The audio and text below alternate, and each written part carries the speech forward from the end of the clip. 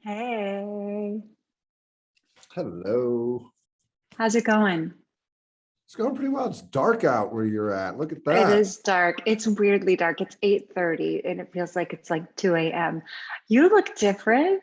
I shave. Nice shave. Looks Yes, I good. wanted to lose some weight. And so rather than work out, I thought I'd shave my face. Perfect. How are you doing? Hey, I had a good experience with a sit this morning. Ooh. Awesome. Yeah, so I came in and I was like here later than I usually get here. And I was like frazzled a bit. And I had like 4 to 5 things jumping around in my head. And I found myself doing 0 of them. Because I'm like, yeah. And I'm like, you know what? Now would be like the perfect time to practice. And so I got on my app and set my timer and settled in. And it was a very good experience. I feel like that's really overachiever level ability to like actually initiate and engage. Because a lot of us would think, oh, this would be a good time to practice, but then we go have another cup of coffee or something. Yeah, I couldn't So because I well was stuck. done. Yeah, I was stuck. I couldn't move. I was in a zone where I was moving, but not going anywhere at the same time. I'm like, no, I got to get it right. So yeah, it was good. And you Sure. felt better afterward? I calmed down and I was focused on the breathing practices that we went over on Thursday. So I kind of initiated that process. And then so I just got a little more settled mentally. And I kind of pieced together the 2 or 3 things that needed to be done first. And then once I did one, it just became easier to do the second and the third. So yeah, it was a very good experience. I love it. I was just telling Jen today how much I'm enjoying those Thursdays and how valuable they feel, especially like for you as a salesperson and for Mike as an investor, and how doing the embodied practices. Yeah. I mean, it's a whole other level. Well, for me, I'm the customer that we serve, right? I'm not a yoga person practitioner I'm the customer. I'm that corporate person who needs this help. I'm the customer. And so it was great. It was really great. The signature series itself last Thursday when we were done, I had to walk away from the office for a little bit. It was very emotional. And we had a little discussion here afterwards about it and shared some more. And then I had to take a step out and just kind of think a little through. It was very emotional. And then, but it was great, like not emotional in a bad way, emotional in a very, very good way. So yeah, I thought I'd share that with you before we get started this afternoon. I'm happy to hear it. I feel like it's a great reminder of why we're doing this and why we want to continue to cultivate best practices for doing this so that it can be as meaningful for everybody as it has been for you in 2 lessons. Yes. And I think a lot of that was the power of the preciousness practices we did. Yes, absolutely. But, so that we can develop a tool and a voice and a sense of who we are as Studio B in a way that can touch everyone and where everyone can feel seen and feel welcome. That's the key. Yeah, it was great. So thank you so much. Awesome. Well, we're going to get started. It's 5 after 30. So wherever you are, what time zone you're in, I want to make sure we really use our time because there's so much to talk about. So I have a little agenda that will help us just to kind of stay on track, and other folks might pop in and out. And I know a lot of people can't be here right now, so they'll be watching this recording. So this is first and foremost just a chance for us to be in conversation. It's not something that I'm leading. Here we are in the Zoom room together. So let's keep that in mind as we move through all of this. I'm just going to share my screen.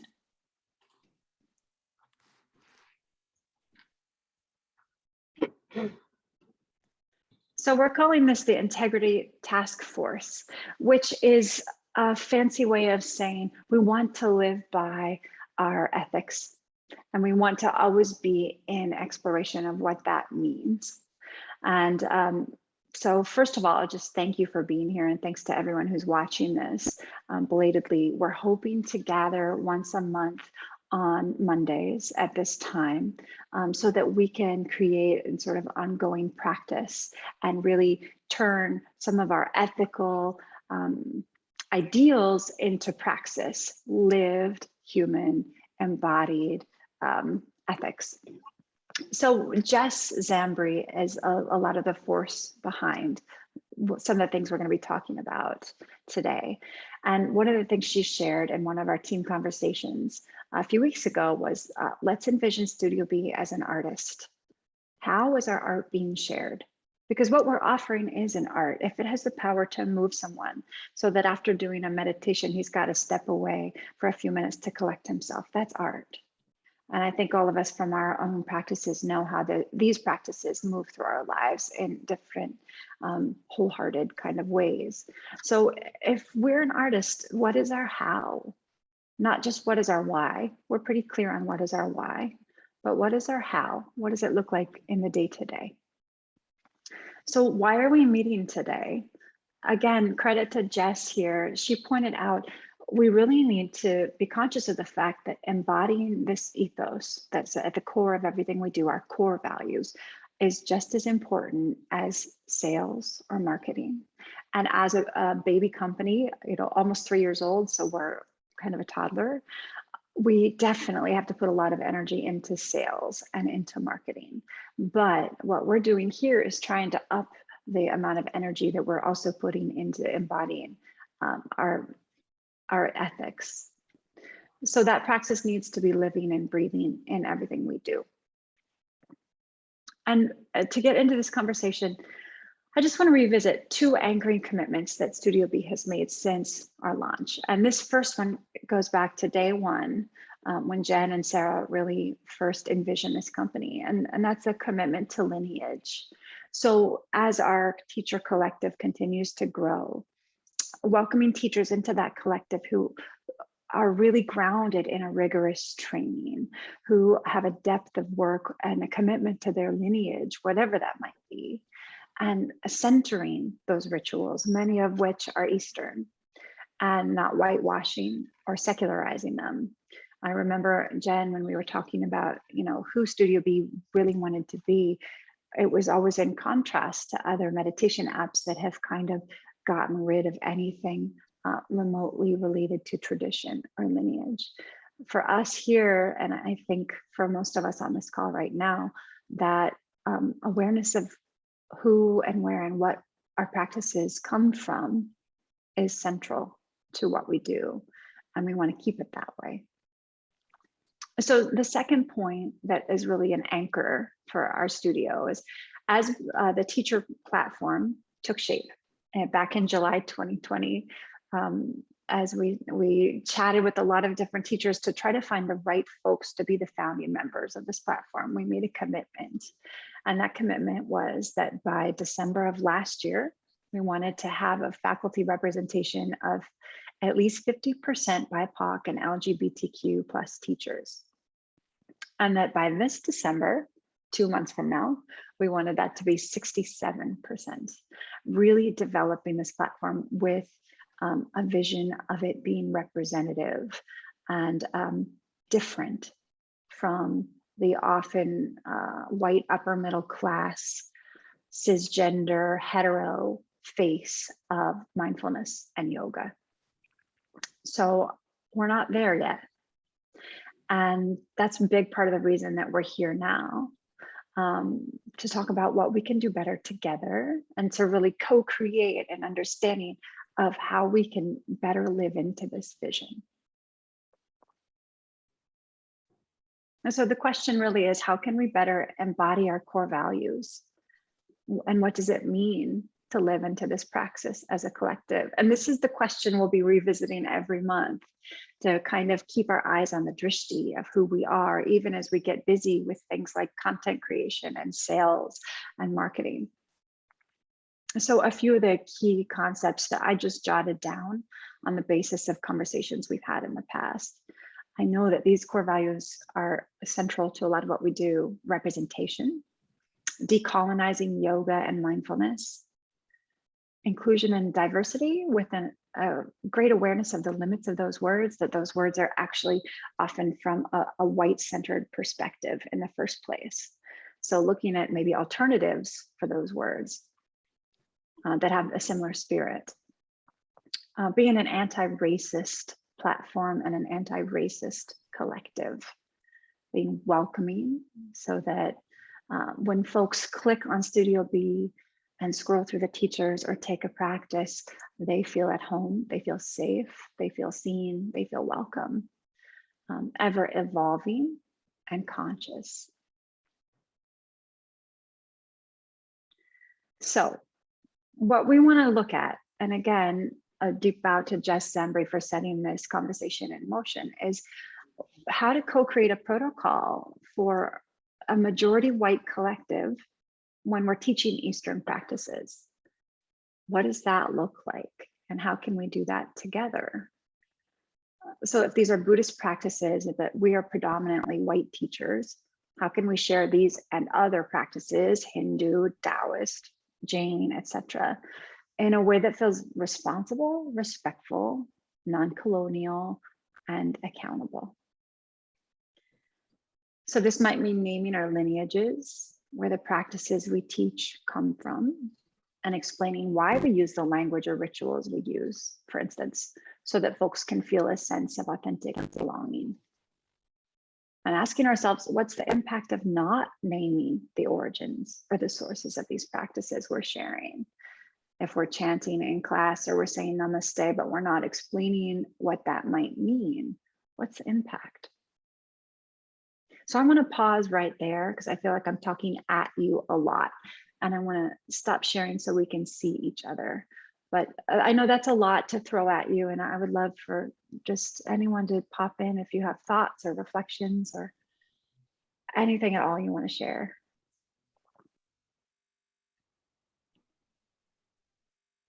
Hey everyone, it's Mary. Can you hear me? Okay, sorry. It's cleaning day at our house and we all know how enthusiastic I get. So pardon the appearance. First of all, I want to express gratitude for this exploration and also acknowledge that Jess is her ethical embodiment, as Rachel said, has led us to these conversations that were so present when we began the company, and we evolved as we will and grow. And I've had conversations with Jen and Sarah and Jess about how when we started, our very real purpose was that inclusion. And when we'd sit in conversation with each wonderful team co-op member, Jess and I were reflecting at how we were always saying, we want to be this diverse, beautiful co-op. And then we realized the challenges of finding, at the time, teachers in the other communities that we so desperately want to serve. So it's really great to be revisiting this again, because it's always, of course, really near and dear to my heart. And it's also something that is very felt. Even when I'm in practice with all of you, it would still be wonderful to see more people of color or in the LGBTQ plus community involved with our wonderful work. So I just want to acknowledge that I feel so supported, and I feel so, you guys are my family, so I've been able to express my concerns and needs. So I just want to say that's a testament to the work that's being done. So I think I talked a little bit about this at one point with some of you, but if we could add a little intro video to our lineages, maybe for people to, if they would like to explore that, separate than the practice, right? So these are all ideas that has been collaborated on. So this isn't from me at all, but giving the option to say that if we're yoga teachers, You know, when I did my training, my workbook had my teacher and who he's trained with and the lineage of what we're doing. So maybe just putting a short intro video in our movement practices if it's coming from that certain practice. And then since MBSR is so secular, we don't really touch too much on that. But if we could maybe ask the teachers, because all the teachers have so much experience with so many different lineages, I think it'd be so fascinating to see where their practice is coming from. So I think that even if people don't choose to watch it, they have that option too. So we're honoring our teachers, and we know it's a collective wisdom because we've done the training, but of course, as Sean was pointing out, that might not be so familiar for people. You know, we can mention names and we'll know exactly who that teacher's trained with, right? So maybe if we could do those little intro videos, and that way people have choice. If they want to watch it, they can. If they don't, they can just do the practice. So it could go in whatever container. And I don't want this to be a heavy lift for Jyoti either. So maybe they could write a little paragraph about it as well. So that's what I've been thinking about lately, and because of the conversations we've been having. So I'll stop there.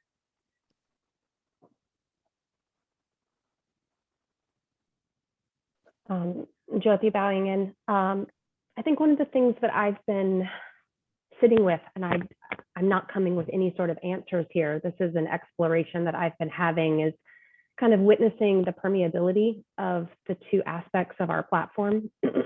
And we've got the corporate and we've got the co-op. And on the one hand, it's such a gift that they sort of have married into each other. On the other hand, that has introduced some complicating factors. So for instance, there's a real insulation that happens when clients are within their own landing page. And I think that we've beautifully controlled the content that's there.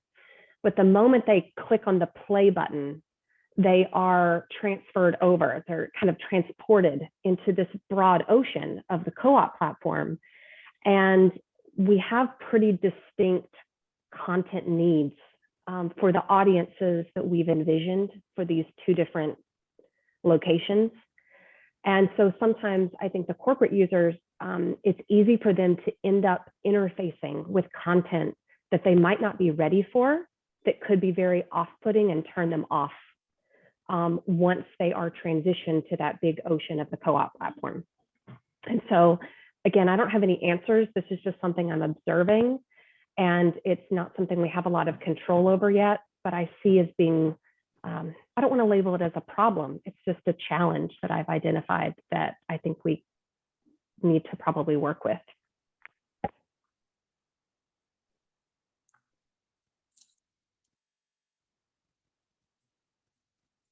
This is Barb, and I just wanted to say how grateful I am for being able to talk about this and investigate it. The secularization of meditation is a bit troublesome to me, so I'm really glad to see this. I don't know if this is the right place to say this, but on that list of inclusivity that you showed when you shared the screen, there are two populations that I work with, and I don't know if this is within the scope, but I do teach trauma-sensitive mindfulness, and I also work with people who have medical conditions and are disabled. And I don't know, now when I teach, I always include a section, not just part of one class, that includes the window of tolerance. And I do work with people that are disabled. I remember when I was training to become a teacher, I was really bothered by meditations that said things like, feel your feet on the ground, because there wasn't any awareness that there are people who can't feel their feet on the ground. Anyway, Thanks.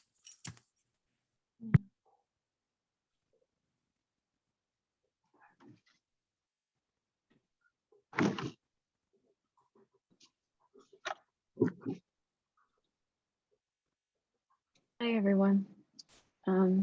Thank you so much for sharing, everyone, and for facilitating this, Rachel, and of course, Jen too, for everyone at Studio B for establishing this space. So I like something that came to mind just now as Barb was sharing was like, this makes me think, is there an area on Studio B, much like when we first come to the homepage and we name our senior advisors and our teachers, our favorites can live there, the calendar, is there a bar or a tab for resources? I mean, there isn't, but I'm saying, is there one in the future, in the making?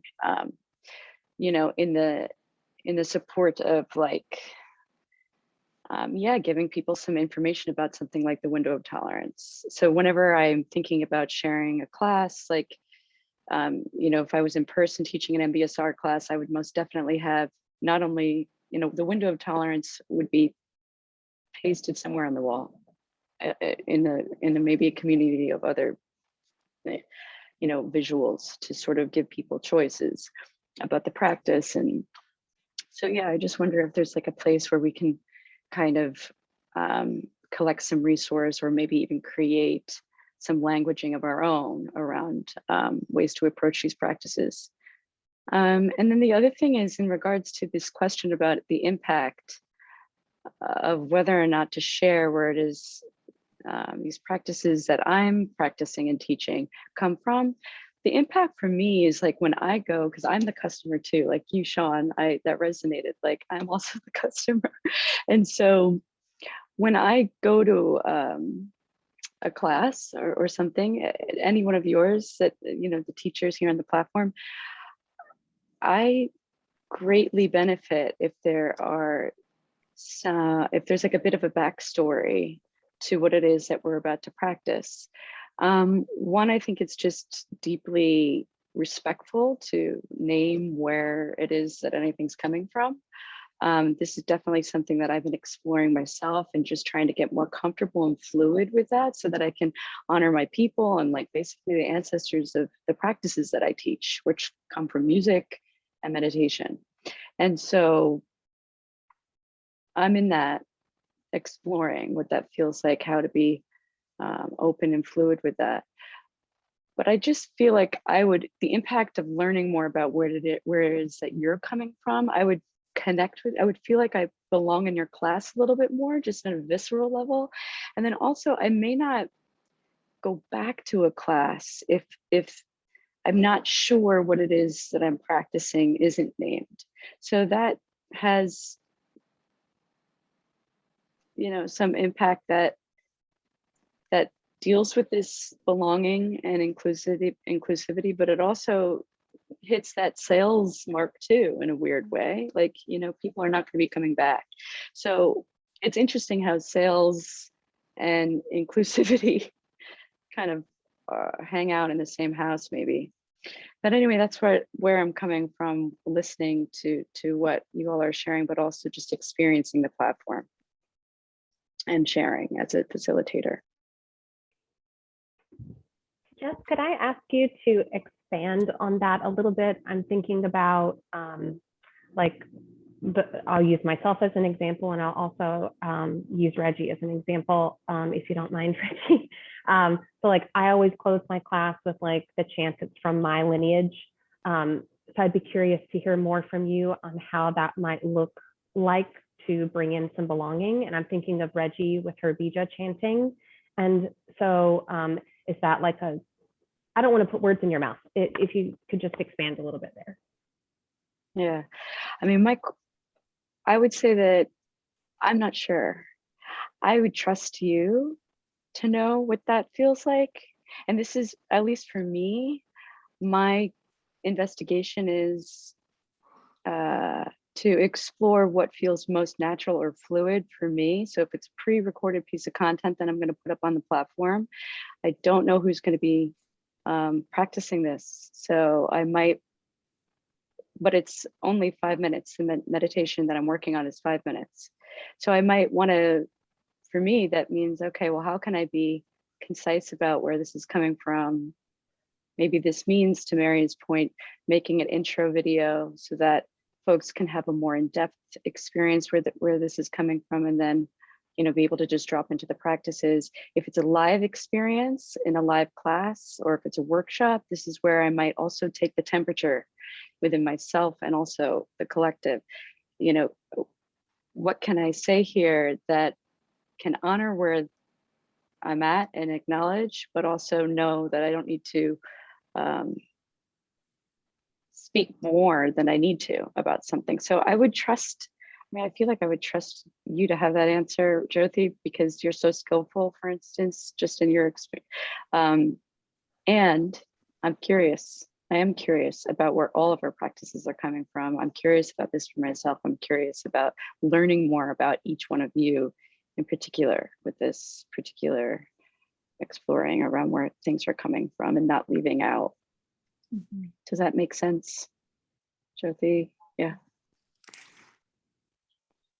Hey guys, I just want to thank Rachel for everything. Rachel often will point to me and Sarah as making some of these early decisions, but she was just as integral to all of this work, and she keeps me very grounded in returning to it. So I appreciate you just really owning this and taking it on. And I know Jessica and so many of you have contributed, and I appreciate that. So there's a couple things on this particular topic. I think that it's very tricky because when we mingle too much of the history on the lineage with the practice, we're going to lose attention in that particular moment, especially on demand. There are some practices that I've demoed even, and there is some explaining up front, and sometimes it's much too much. Like if we have like a 6 minute, 8 minute practice, and 2 minutes of that is taken up with, you know, an explanation, people just shut it down. They don't wait. That 2 minutes is a really long time. So Jake could probably contribute a lot here to how much attention people have, because he from the very beginning is like, oh, we have like 25 seconds or something like that, right? So I think it's important to name, but it has to be named in like a statement. So it's almost as if you what we have to ask each teacher is almost like a, hi, I'm Jennifer Siramboli, and this practice is from the Buddhist lineage, which is a 26-year-old practice from the Buddha, right? So it has to be very clear and short. And then I think we may want to just also say, if you'd like to hear more about the lineage, I'd like to direct you to another piece of, you know, and we could somehow, you know, there could be some tech.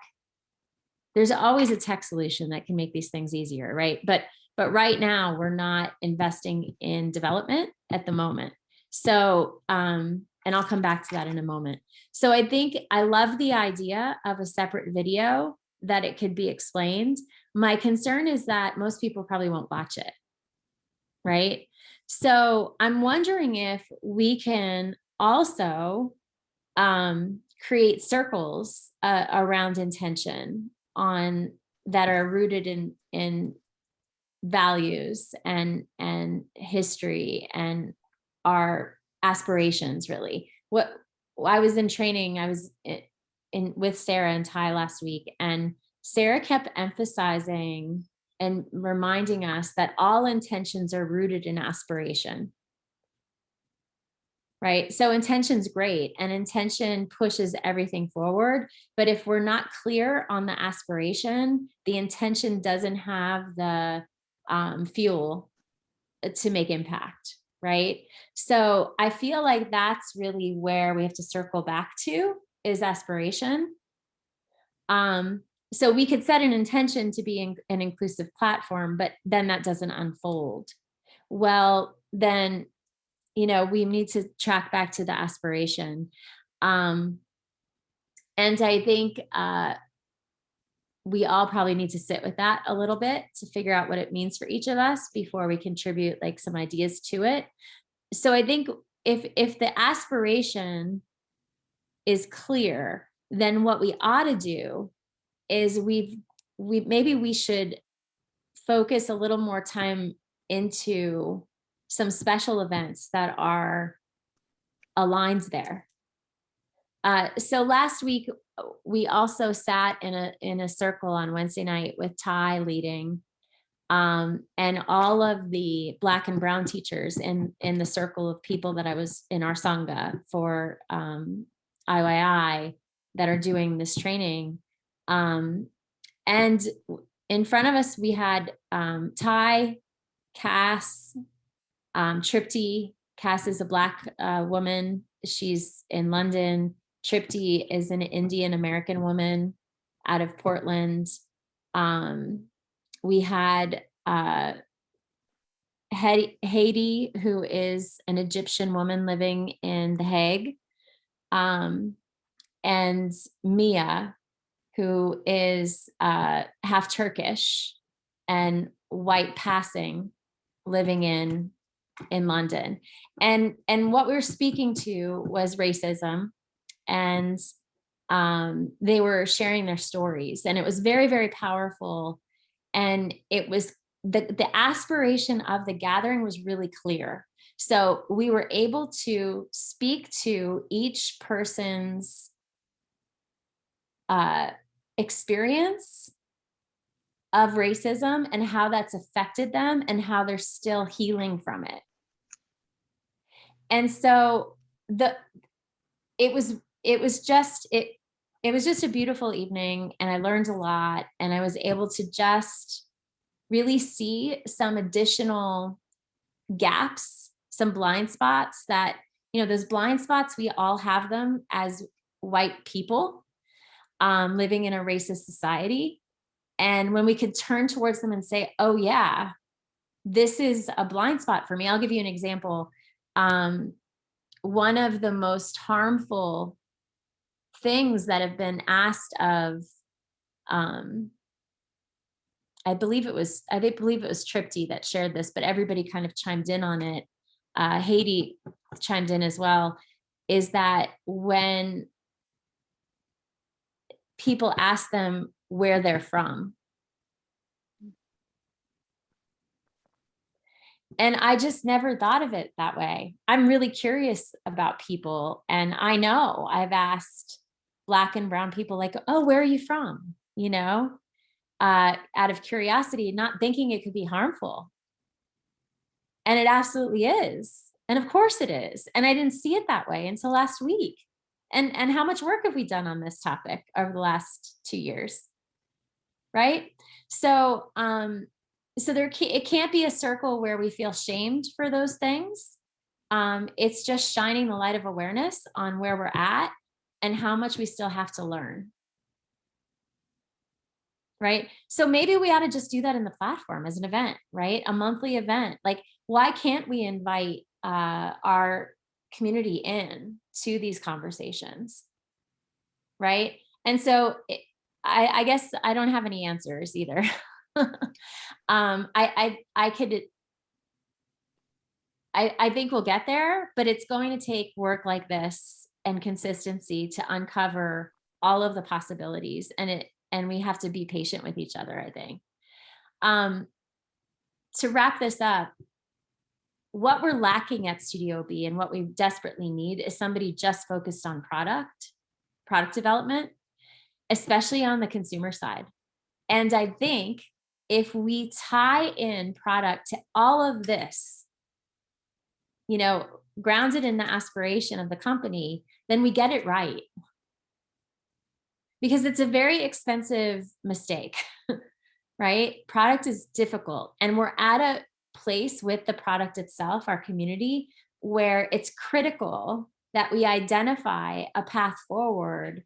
And so this little pause of October, November, December of not digging into development may be the biggest blessing of all. Right? So I'd like to ask each of us to think big on product, knowing that we're planting, literally planting seeds here for what is kind of grows and blooms into next year. So let's keep it aligned. That's all. And on that note, in terms of planting seeds, something that folks had mentioned when we spoke about this topic as a team about a month ago was the possibility of identifying and training teachers who might not have access to particularly expensive trainings and offering a scholarship or something along that line, so that in fact we can offer the financial means to complete a training and join our platform as a part of that process. So what we really want to think about are the sort of tangible, practical action items that we can do rather than just talking, right? Although talking is valuable as well. So that was one that folks have brought up, and I think everybody that has talked about it so far has been excited about that possibility. So this next step with that would be identifying those teachers and then devising a system within which we can make that happen. Something that Jen had shared with me that one of her advisors shared as well, and when they were talking about our struggle with this, is the fact that the yoga and mindfulness worlds have historically been very white, upper middle class, hetero, cisgender. And so to put it in very sort of frank layman's terms, it's not all our fault that it's hard to be a diverse platform, because we are drawing on traditions that in the West have not ever been as diverse as they should be. Mm-hmm. Does that make sense? Yeah. And there felt like there was some grace in that, because I know I'm hyper aware of the makeup of our platform and wanting it to be what we envision it to be in terms of being fully representative, including practices for folks whose feet can't touch the ground. And there's so many different ways in which we can really expand into that. And it can be daunting, but if we can manage to offer ourselves grace in the process, it will be, I mean, it's just like a meditation practice or a yoga practice. You fall out of the pose, you get back in, you keep trying. Yeah. Yeah, thank you for mentioning that. We can't just recruit teachers because they're Black. We can't do it. It's unfair to that. It's unfair to the people that we're reaching out to. It's cruel. And so all we could do is identify teachers that are well suited for this work, that are well trained, and we can only do our best. We really can only do our best. We haven't been actively recruiting. We will be changing that soon, very soon. There are 2 groups of teachers that we're looking to potentially onboard, and there's diversity in those groups, but they also have the same challenges we have. So we will get there, but we have to also not force it, or it just won't. It's just not the right thing to do. And we have to make sure that we're careful and conscious of it.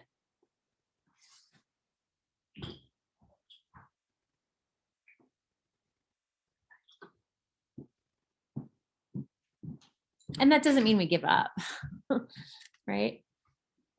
We don't. We'll get there. We will. I think the other part of this, and I think that overall we've been good about being in conversation about this, which is so helpful. But, you know, we really do source ourselves from the stage of change model that we've learned from Dr. Tracy Myers. And that's been really helpful, I think, particularly for us understanding where some of our corporate clientele is coming from. But I think part of that is also learning to distinguish that gray area of reframing and meeting people where they are when that pre-contemplative stage, and yet also honoring that space when like it's time to challenge them a little bit. It's time to like move them into a little bit more of a growth mindset, and not being scared to present them some things that might be challenging sometimes. And that requires, I think, constant dialogue of knowing where you are in that grayscale. And so I think we just have to keep that conversation open. But I also don't think we can assume that people are in this pre-contemplative stage forever and are never really ready to shift into more of that growth mindset and be challenged and be introduced to more of that lineage-based practices, hearing the Sanskrit, hearing where things are coming from. So as someone who's in the content all the time, that's something that comes up for me a lot. It's like, when do we pull back? And when do we say this is time to lean in a little bit? So I can only speak to depth of experience here from the perspective of teaching yoga. Because in my mindfulness teaching practice isn't as deep, but from I always use Sanskrit, and I trained in bhakti practices, so did Rachel, and they were part of every experience that I offered, that I know that Rachel offers. But I think the key is you can't overwhelm the students with too much, right? So my my intention going into every class that I taught is that I would introduce one new idea or concept, and I would say no more than 3 words in Sanskrit. And so every time I said a Sanskrit word, I'd repeat it in English so that they, and I think everybody's shaking their heads, so you guys know this, but I think it just takes time, right? So we could talk about, if we're talking about the Four Noble Truths, it just could be one idea. It's otherwise it's too much. It just gets too overwhelming, right? So Sean is going through the ambassador training, and it's a lot. There's a lot there, right, Sean? Yeah. Well, I just took myself off mute because I wanted to, I guess, ask. So for those of you I'm assuming that people that end up teaching yoga and mindfulness are people that started as practitioners, right? So there was a reason internally, within their soul or their mind that took them on a journey of exploration or healing or what have you, and you found these practices, right? Okay, and then you, because you are on this soulful type of journey, were wide open to learn, not only to not only engage in the practice, but to learn about the practice. Am I tracking? Okay. So then in our environment where we have customers on a platform, they're not necessarily going through this journey, right? They have this corporate wellness program that they're supposed to be engaged in. And so I think Jyoti earlier mentioned the going back and forth or being transported. So I think that transportation can be a soft landing into that environment, and then still feel safe because they could get back and forth and back and forth and back and forth. And so over time, right, if you offer, say, the monthly, hey, do you want to learn about this? The people So here's what's happening. So there's people who need to go on this journey, i.e. right here, right? Who are going through it because I got hired here, right? And so now it's becoming a practice I'm engaging in, but over time, because in my soul, I need it, and in my mind, I need it, over time, I'm going to be curious. So it's not just going to become a thing I've got to do because I've got to do it, but it's going to be a practice that I'm engaged in and want to commune with. So I think timing really is going to play a big part, but we do have to have a plan to transport people like me from behind the desk into that other world, if you will, community, if you will. So as I was just listening to all of you, that's the thought that's kind of permeating, in my mind is, all right, so there's just this corporate guy who's behind the desk. I'm engaged in this practice. It feels pretty good. It is beneficial. And over time, I'm a believer. And now I want to know more. And I want to learn more about this community. And I think that that's going to be the transition, to those people who really in their soul, and you're not going to get everybody. And I don't know what the percentage of people you will get, but whoever wants it, they'll take it.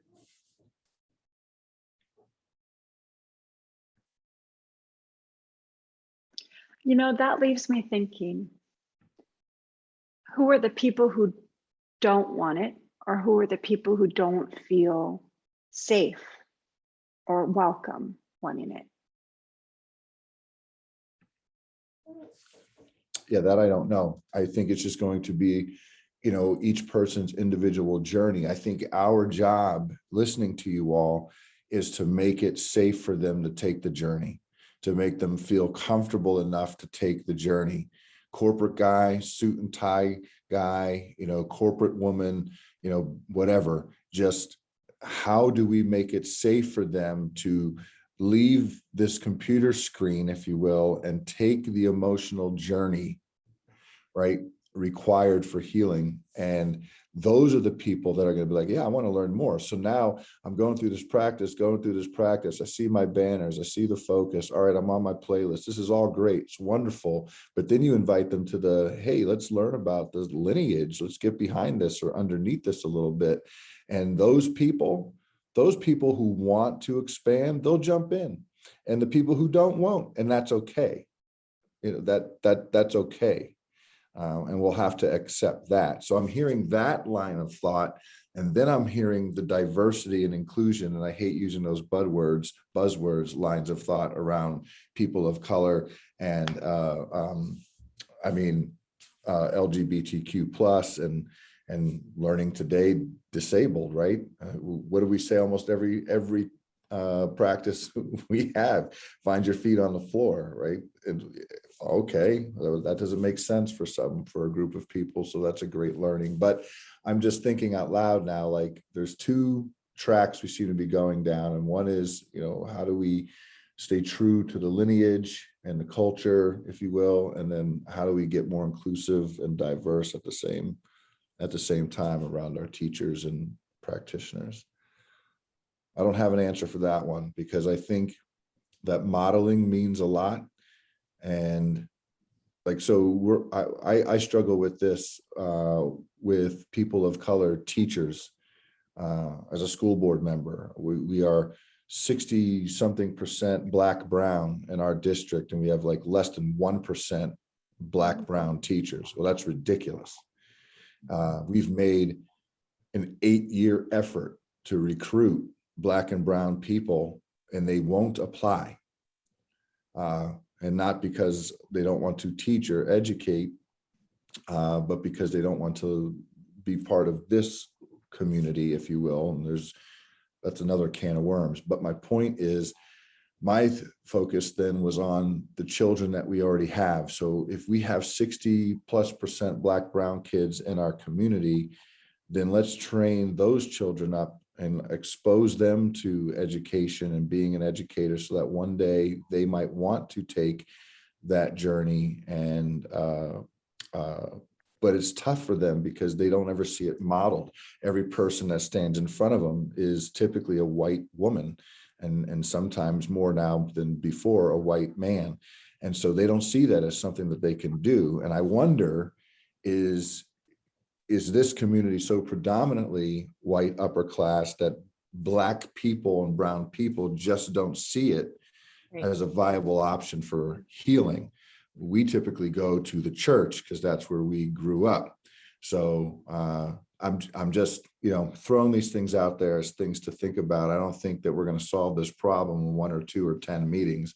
I just, I think that we as a company, though, from what I'm hearing, have, from the very onset, taken on the lineage and culture as a part of who you are as a company. I just don't know how I'm not sure how people of color engage with these practices. And so then it becomes our job to model and educate. I guess that's my point. Yes, exactly. I mean, the representation is key, and that representation hooks to sales, because when people see themselves here and they feel part of the community and they feel welcome and they feel safe, then they want to engage with it more. I'm conscious of the fact that today is National Coming Out Day. We don't have any trans faculty members. So if I'm a trans person, do I feel welcome here? Or not even that, just do I feel like there's a warm vibe? Do I feel like I'm not the only one? Because there is loneliness there. And lonely energy is kind of the opposite of what we're hoping folks feel with Studio B, with our emphasis on relationship. So you're right, Sean, it's not going to happen overnight. It's not going to happen in 2 meetings, but this is the first step, in articulating that. Right. Yeah. I just wanted to bring in one really quick thing. My brother is a high school teacher in Alabama, and he shared an article from Education Week yesterday. And there was a quote that really stood out to me. And I think this is how, particularly from the corporate side, how some of our users are coming in. It said, "You can't deep breathe your way out of a pandemic. You cannot stretch your way out of terrible class sizes. You cannot individual behavior your way out of structural problems." Mm-hmm. And I think sometimes we have, particularly again, on the corporate side, people are being assigned to come to our practices. And there's this deep, I don't even know how to, I don't know how to name it, but there's an anger, there's a frustration, like, oh, so you want me to deep breathe to fix things? Like, no, there are structural problems here that nobody's addressing, and you're going to throw me another wellness program.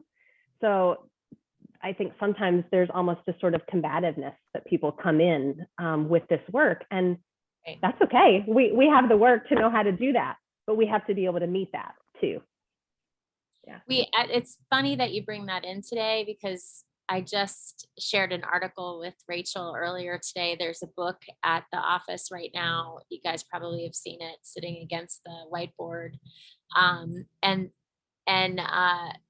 What we just put together a cycle for sales outreach this week that addresses this specifically, that we can't fix it for you. Leadership has to embrace it and be involved in it. And it has to be a cultural shift, because at the end of the day, if you could take as much vacation time as you want, but you feel guilty when you take that time, it doesn't matter if you could take, it has to be a cultural shift. Yes. And a culture of care. And you know what? Sometimes it's fucking hard. I mean, Sarah's out today, and I can't tell you how many times I was like upset about her not having access to her. Right. And then every single time I thought about it and felt shitty about it, I thought, well, that's unfair to her. And I didn't reach out to her, but I wanted to. And so these are, at the end of the day, guys, we just have to remember that we're just doing the best we can. I don't want any of you to feel guilty or feel shame, because we're not where we want to be. As long as we stayed focused on where we're going, we'll get there, right? But it's just not going to be quick and easy like the rest of our lives, right? Nothing's quick and easy. It's just not.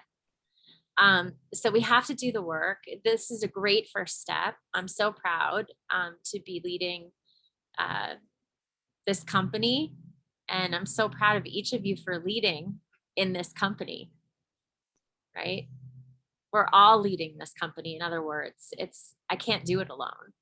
So we just have to keep going. And okay. And I'm also conscious of time. It's 3:26. It's after almost 9 o'clock for you, Rach. What are the action items that are going to come out of this conversation, and where do we go from here? Can I just hop in with just a couple of thoughts? Yeah. So in terms of honoring the lineages, by just naming them in the text, in the descriptions of the practices, is an easy way to put it out there, even if it's not necessarily the most the most flamboyant way to do it. At least we're putting it out there. Same with doing the videos. It's not going to hurt anything to put an additional video talking about each teacher's lineage. And if they get seen, great. And if they don't, well, we tried. That's one. Two is, as a Jewish person using Studio B, it makes me feel really included to see my holidays recognized on social media. And I think that would be a good practice for all sorts of religions, to keep continuing that and to keep honoring all sorts of backgrounds and faiths. And we did a great job with that for Pride Month, for instance. And finally, in terms of getting teachers of all sorts of backgrounds to be a part of Studio B, there needs to be a financial incentive. So, when we're at the point, and new teachers don't necessarily have the population to be able to be financially successful on our platform. So we need to think about that for the future. Yeah, that's a good point. It actually reminds me that Rachel and I talked about this earlier. We talked about our tools for recruiting need to be updated because our models changed dramatically. What we've also talked about is the idea of not separating facilitators from cooperative teachers. We are at a point with sales activity where by the end of the year, I'm worried about our capacity for our teaching staff. I think that when we recruit teachers, they should be prepared to teach corporate or be connected to a corporate account in some capacity. That doesn't mean that all teachers will be qualified to teach mindfulness. We would still require MBSR or a certification, a professional certification in teaching mindfulness practices. But what it means is that we have to rethink how we're naming roles within the facilitator community. So there would be senior facilitators, expert facilitators like Tracy, for instance, who's a doctor. So if you have a PhD and you're teaching from that PhD, it should be recognized. If you have a professional certification in mindfulness or MBSR, it should be recognized. If you're a yoga therapist, for instance, we don't have a yoga therapist on the platform, it should be recognized.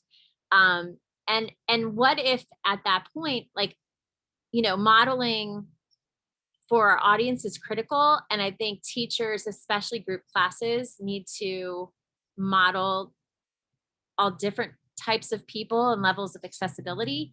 What if we did identify teachers that we could train, because we certainly can train teachers, and created a scholarship fund of some sort so that they could attend teacher trainings, and those teachers supported our facilitators.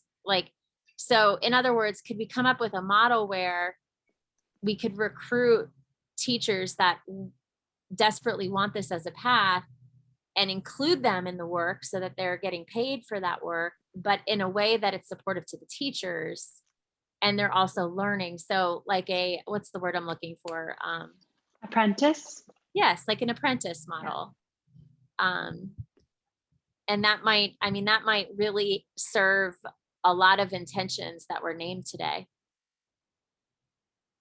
And it actually follows kind of the lineage model of learning from your teacher by working with your teacher and being with your teacher.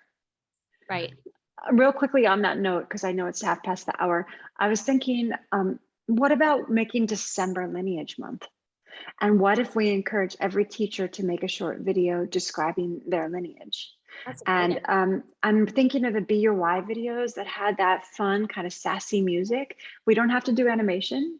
We could just ask a teacher to make a short video, 1 minute, because then it can live on Instagram, and then throw the spunky music along with it. And then that could be something that could go on social media, or it could go like in the initial email we send to a corporate client. We could say, meet your facilitators, Janine and Jessica. And there's the video, and it's Jessica telling all about her lineage and why she teaches, how she teaches. And it would always be there. And like you all said, maybe nobody would watch it, but maybe they would. I love that. Well, it's interesting because the hope for December was belonging. That was the word we were looking for to Mhm. align with. And so it would be great to have a campaign. And we would need Cole Creative to help us because Jacob is at capacity. So let's see if we could carve out some funding for that. Paula, let's talk about that more tomorrow. I just took a screenshot of your comment, Jess, so we can follow up on that. Yeah. I'm going to print up notes on everything we talked about, and I'll share this recording too with everybody. And I think we have some good potential action items here that we can move forward with. So thank you for taking this hour to just be with some of these questions, and the questions keep unfolding. So let's just sit with them as they unfold. Thank you. Cool. Thanks, everybody. Enjoy your day.